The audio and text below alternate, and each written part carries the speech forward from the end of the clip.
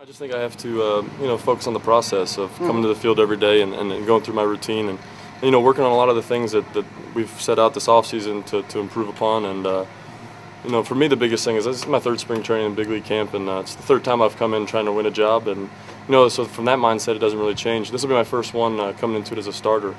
It's a good experience for me, and at the same time, it's one of those things where, all you can control is what you do out here and how hard you work and stuff like that. The rest of that stuff will take care of itself. And, no matter what happens, I feel confident in the group that we got. I'm very pleased. I saw him in minicamp, and then his side here, much better angle.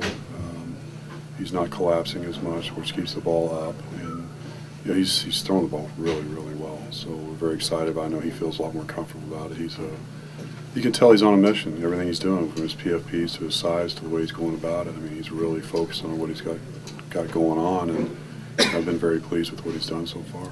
Is that number 5 job his to lose? Well, there's competition, and he knows it. So I think he's going to do everything he can to make sure he makes a good impression and shows that he's ready for it. So, we've got some other very good candidates, but he's working awfully hard. So, time will tell, but he's in a good position right now. When you look back at last season, with the trade and coming over to a new team and trying to establish yourself here, what do you take from that? Or are you just trying to? You're one of those guys that season's done and gone, and this is day one of another year. Well, that season is done and gone, and this is this is day 2 of another year, right? Day 2. But it's one of those things where you can't just forget about it. It's one of those things where you take the positives from it. I know for people to believe that there were some positives in there, it's kind of hard to see, but for me, I looked at it as I learned a lot about myself. I learned a lot about what I can and can't do, on the pitcher's mound, and.